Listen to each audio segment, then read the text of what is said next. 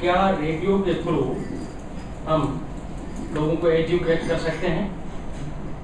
پاکستانی فوج کے تعلقات عامہ کے شعبے ISPR کے اشتراک سے ہونے والے اس سیمینار میں مقامی FM ریڈیو اسٹیشنز کے نمائندوں نے بھی شرکت کی۔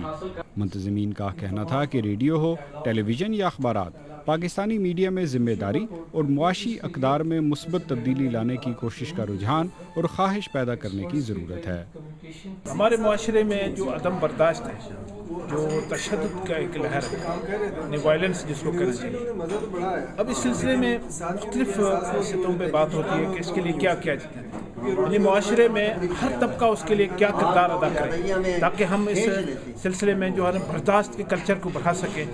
اور وائلنس کو کم کر سکیں۔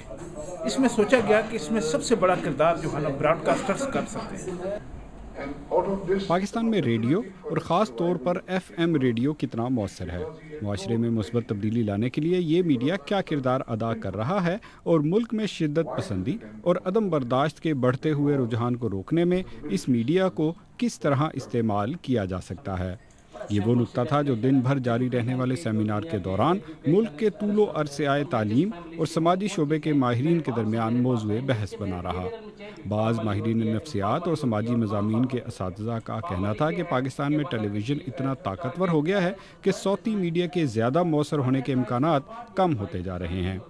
تاہم بین الاقوامی اسلامی یونیورسٹی کے شعبہ تعلیم سے متعلق پروفیسر نبی بخش جمانی نے اعداد و شمار کے ذریعے ثابت کیا کہ دنیا بھر میں ریڈیو مؤثر ترین میڈیا کے طور پر جانا جاتا ہے اور ذرا سی توجہ سے پاکستان میں بھی اس میڈیا کے پوٹینشل کو پوری طرح استعمال کیا جا سکتا ہے۔ یہ ایک قسم کا مفروضہ ہے، اس پہ ریسرچ ہوئی ہے، لیکن اگر کسی وہ آپ عام فہم کے لوگوں کے لیے تو یہ مفروضہ اسٹرانگ ہے، اس کو مان جائیں گے، لیکن پڑھے لکھے بندے کو اور ایڈوانس لیول پہ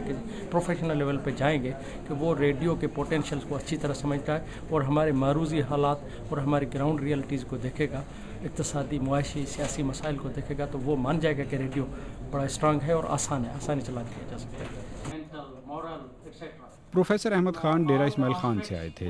صوبہ خیبر پختونخوا کی نمائندگی کرتے ہوئے انہوں نے کہا کہ جب تک سرکاری پالیسیاں عوامی مفاد میں نہیں ہوتی، صرف میڈیا کے ذریعے معاشرے سے عدم برداشت اور شدت پسندی کو ختم نہیں کیا جا سکتا۔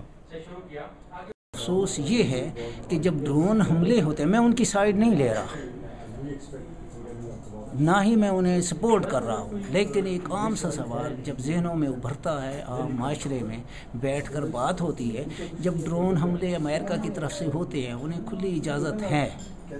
اور اس کی خاطر کوئی روک ٹوک نہیں ہے۔ ایسے افراد جس کے پورے خاندان فوت ہو گئے ہیں، ہلاک ہوئے ہیں یا بمبارمنٹ کا نشانہ بنے ہیں، ان کی املاک ختم ہو گئی ہیں، تو کیا وہ شخص اکیلا اگر شومی قسمت باہر رہا ہے اور اس نے یہ سنا ہے تو کیا اس میں برداشت کا مادہ پیدا ہوگا؟ پاک فوج کے تعلقات عامہ کے شعبے کے سربراہ میجر جنرل اطہر عباس نے کہا کہ طاقت کا استعمال کسی مسئلے کا حل نہیں ہے اور پاکستانی فوج بھی اسی اصول کو پالیسی کے طور پر اپنائے ہوئے ہے۔ سوات کے شدت پسندوں کو مذاکرات کی 3 مرتبہ پیشکش کی گئی تھی اور تینوں موقعوں پر انہوں نے معاہدے کی خلاف ورزی کی۔ ان کے خلاف فوجی کارروائی صرف اس وقت شروع کی گئی جب ہمارے پاس کوئی اور آپشن نہیں رہ گیا تھا۔ سیمینار میں موجود ماہرین کا کہنا تھا کہ شدت پسندی اور عدم برداشت پاکستانی معاشرے میں جس تیزی کے ساتھ بڑھ رہے ہیں، اسے روکنے کے لیے چھوٹی سے چھوٹی کوشش کی بھی حوصلہ افزائی کی جانی چاہیے، اور یہ سیمینار اسی سلسلے میں ہونے والی ایک کاوش تھی۔ آصف فاروقی، BBC، اسلام آباد۔